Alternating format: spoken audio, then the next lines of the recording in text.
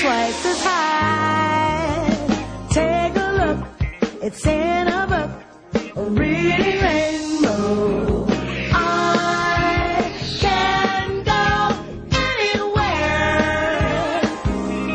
friends to know and ways to grow, a reading rainbow. I can be anything. Take a look, it's in a book, a reading rainbow, reading rainbow.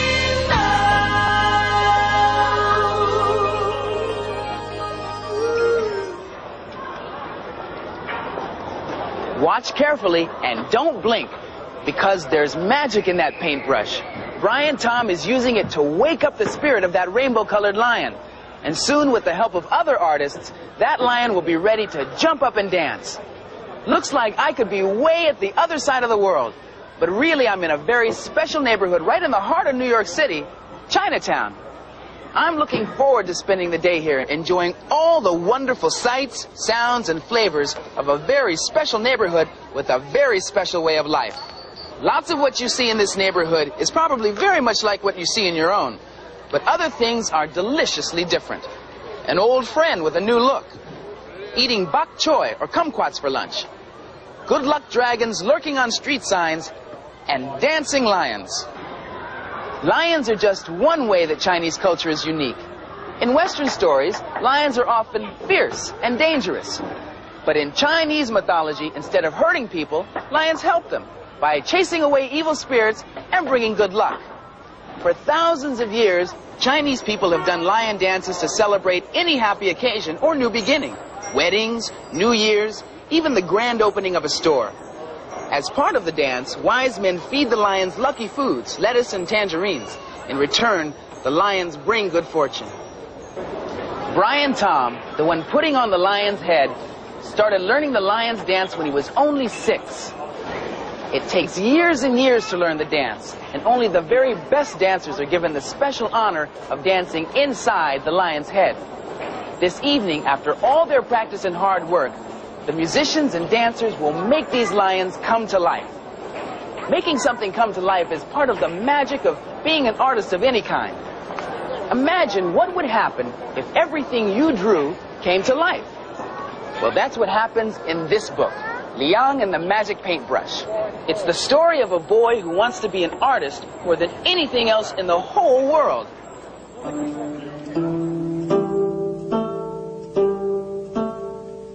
See you, Mosucha. Liang and the Magic Paintbrush by Demi.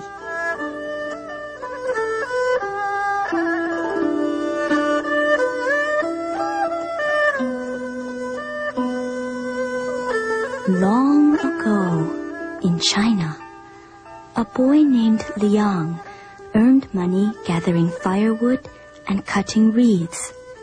His one wish was to paint, but he could not afford to buy a brush. One day, he passed an art school and went in. "I want so much to paint," he said. "Please, will you teach me?"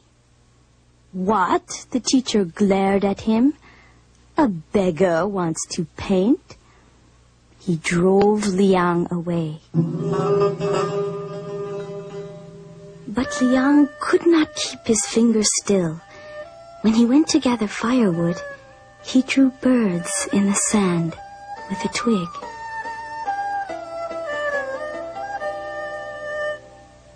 One night, as he slept, an old man appeared on a phoenix and placed a brush in Liang's hand.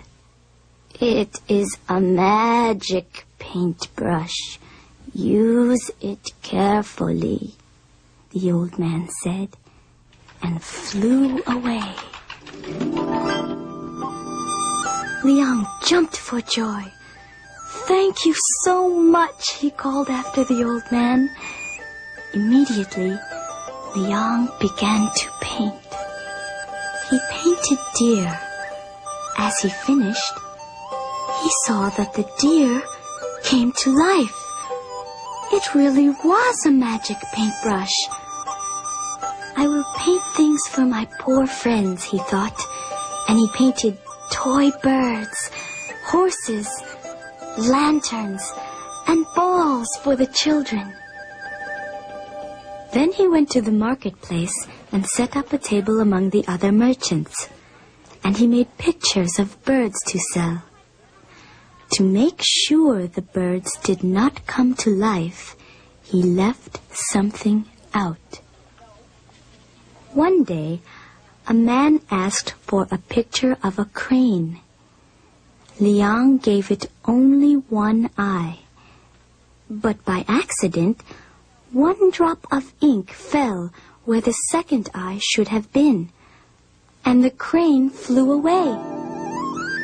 Now everyone knew about Liang's magic brush, including the greedy emperor. He went out with all his soldiers to take the brush away from Liang. But Liang refused to give it up.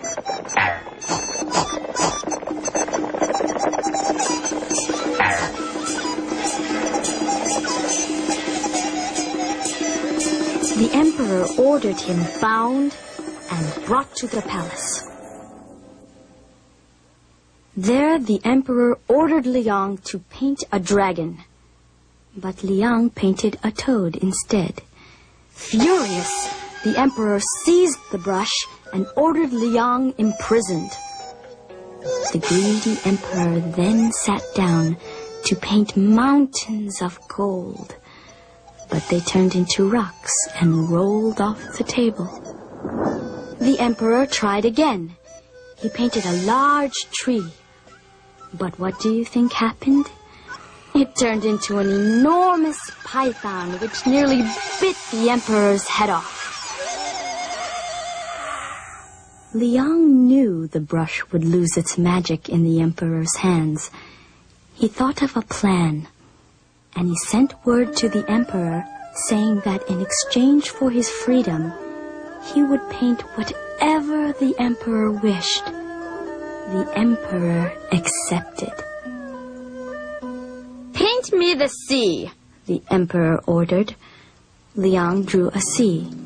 Where are the fish? The emperor asked. Liang drew and drew, and soon a sea full of fish were swimming about. So long as we have a sea, said the emperor, let us have a boat. Liang painted a boat, which was soon bobbing about on the water. Delighted, the emperor called the royal family to come and join him on the boat. Get us some wind so we can move, cried the emperor. Happily, Liang painted wind and the boat began to rock. More wind, the emperor cried. Liang drew more wind and more. Soon waves were splashing and crashing over the deck. Enough, the emperor cried. But Liang would not listen. He drew so much wind, the boat keeled over and broke into 1,000,000 pieces. The emperor and the royal family sank to the bottom of the sea. The story of Liang and his magic paintbrush spread far and wide. But what became of Liang? Nobody knows. Some say that he went back to his own village. Others say that he roamed the earth, painting for the poor, wherever he went.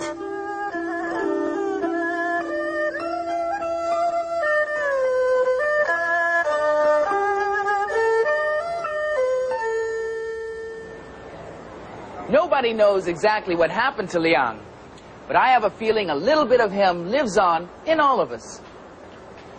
Even ordinary Chinese writing like this looks like the work of an artist. In fact, The art of Chinese calligraphy is the work of highly respected artists who study for years to develop their skills. Let's go visit a calligrapher's studio and see how he works.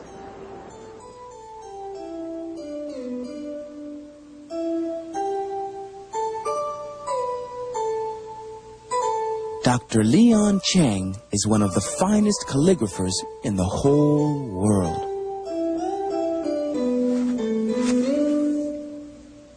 Ink, inkstone, paper, brushes. These are the 4 treasures of the Chinese calligrapher.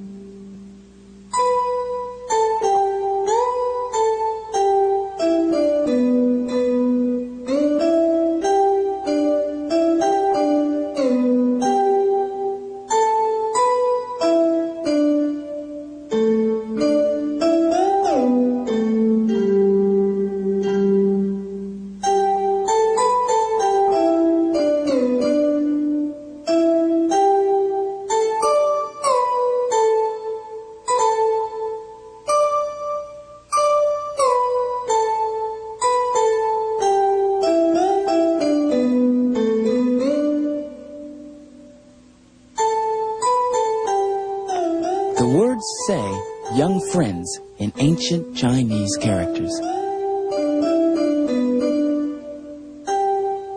No work of Chinese art or calligraphy is finished until the artist stamps his own special seal in bright red.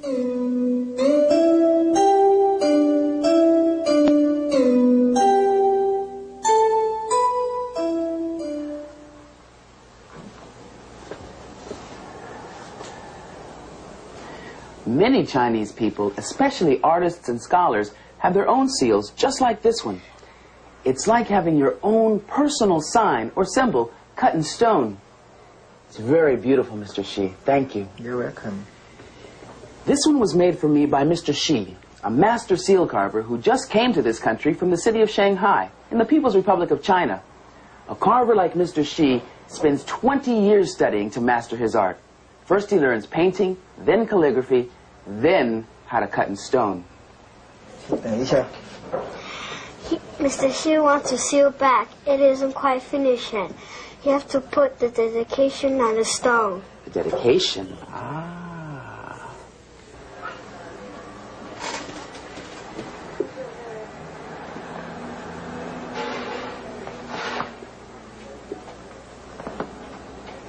The dedication is being carved into the soapstone with a carving knife that's very, very sharp. Every artist signs his work, and the dedication is Mr. Shi's signature that this is his work of art.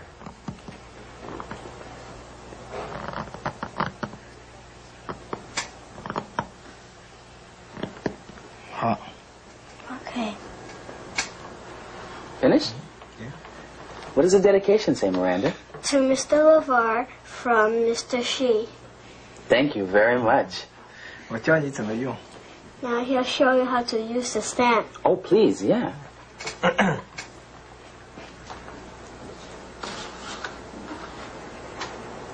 What is this? Is this ink?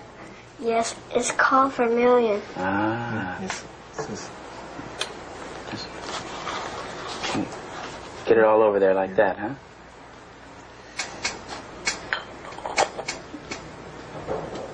Press real hard, and then just lift. Yeah. Ah. 红炉。 The seals means man who dwells in the rainbow. The man who dwells in the rainbow. It's wonderful. Now can I put a stamp in my book? Yeah. Yeah?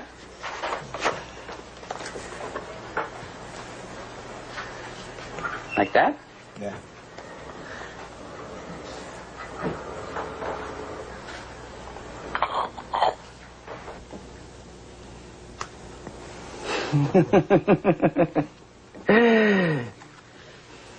There.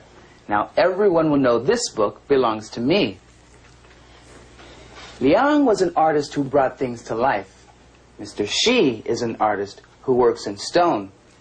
The artists at the New York Institute of Technology are creating pictures using modern tools that are part magic paintbrush, part computer, and part pure imagination. Imagine painting with light instead of paint or ink.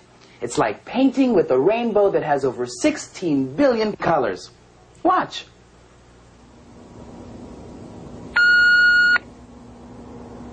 Painting with a computer is similar to painting at home.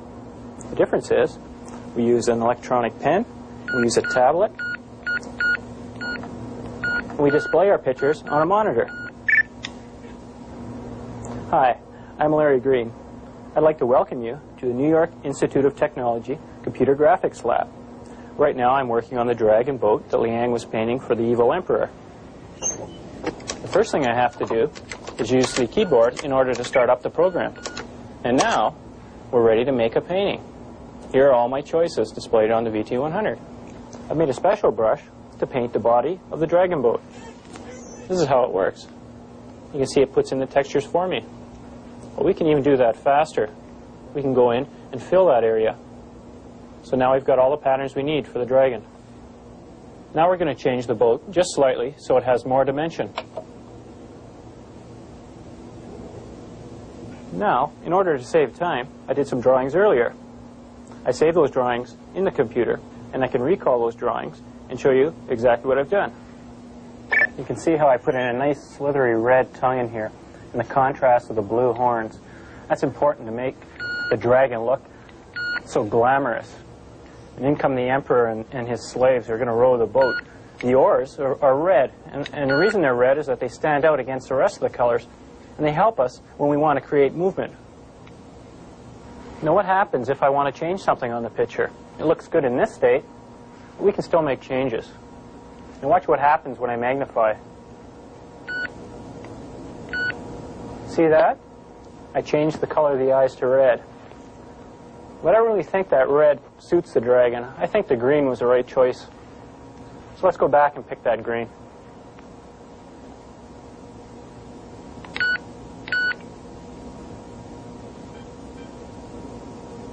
There, now we're back to normal. Now wouldn't it be nice to put our dragon boat in its proper setting? Something like an ocean scene. Here we're combining our animation with the background and our original dragon boat painting. It looks like there's a storm brewing too. The clouds are starting to get darker and the water's getting rougher. I guess you can see why I like working on the computer. It has a lot to offer. We can adjust things, we can make some movement, we can even change colors. Before I say goodbye, let's take a look and see what happens to the evil emperor.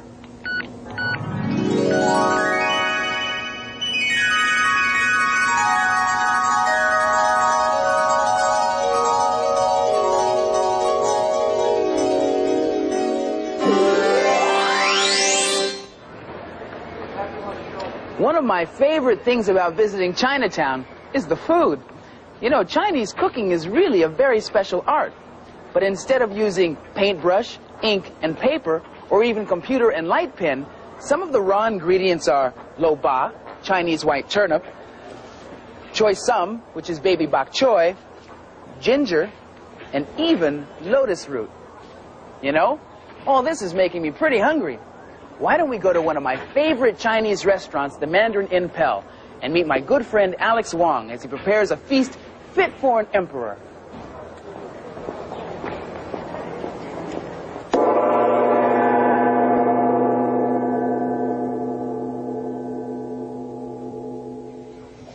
Wow, Alex, it smells delicious. What is this? I'm serving you the Grandma Wong's chicken soup today. Grandma Wong's chicken soup, huh? What's in this now? It has the whole chicken, cut in pieces, and then serve and put in with fresh ginger and scallions. Boy, it smells great. And it takes about 3 hours to cook this. 3 hours for one pot of soup? Right. That's for you. Well, I love chicken soup. Great. I love chicken soup. Try it, you'll love it. You think so, huh?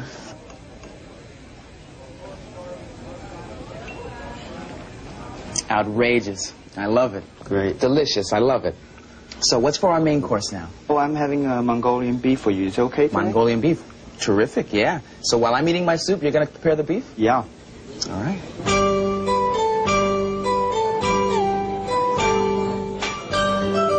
Very important, keep the knife sharp, and that way you don't cut your fingers. Right. You see?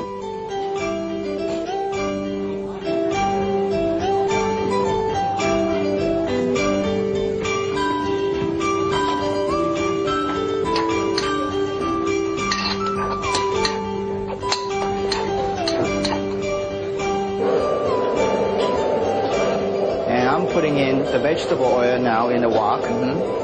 The wok is a really traditional cooking tool for Chinese, isn't it? Yeah, you could cook a lot of food in the wok because it's very deep. And also it heat up the food evenly.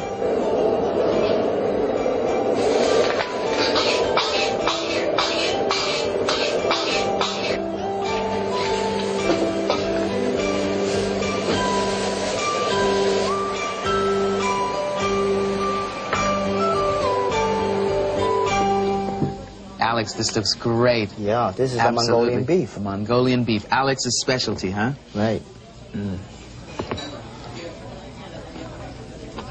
Delicious. Great. Glad Delicious. you like it. You know, I think I'm finally beginning to master the art of eating with chopsticks here.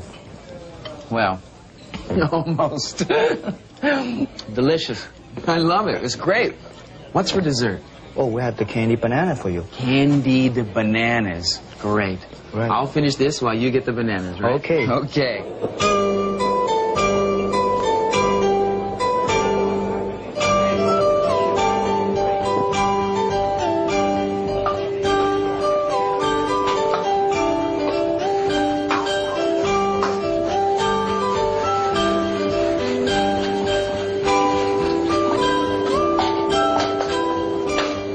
This is the honey candy banana. Outrageous.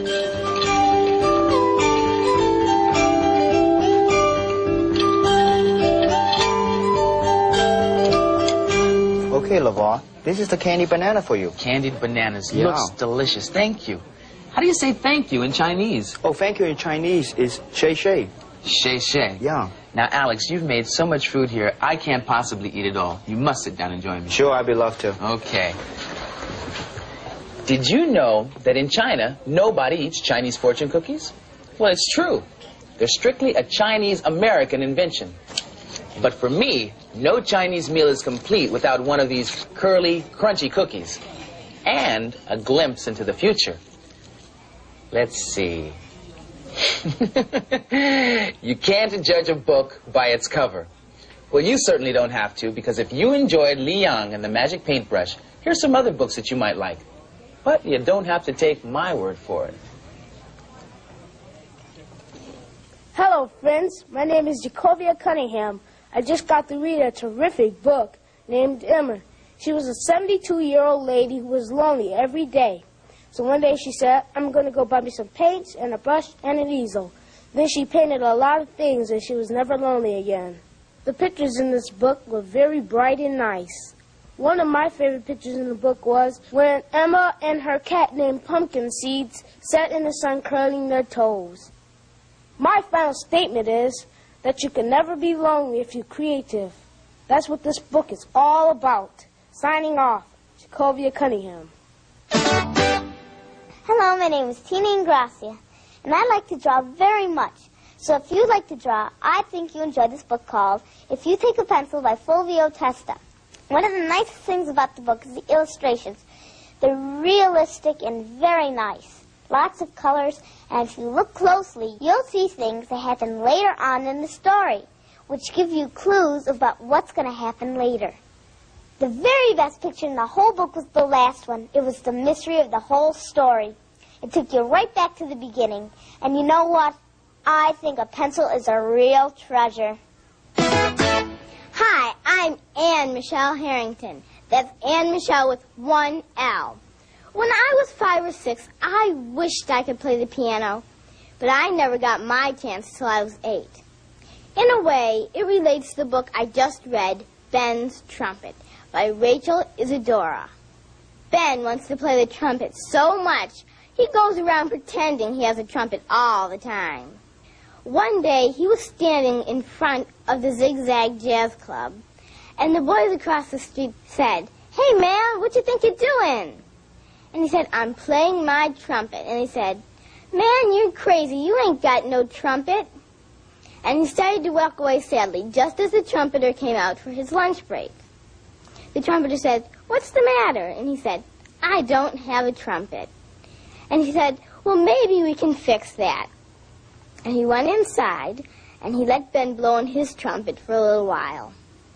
Remember, Anne Michelle is telling you to read this book because it says, never lose hope. And everybody needs to hear that once in a while.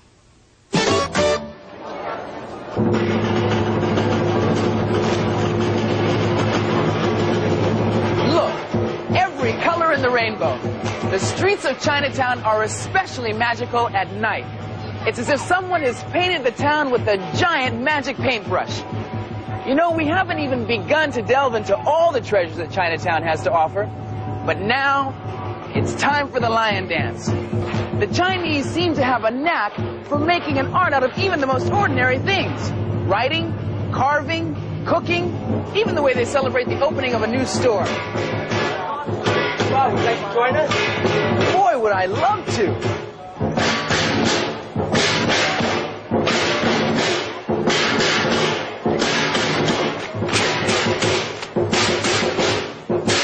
Jogging, jogging.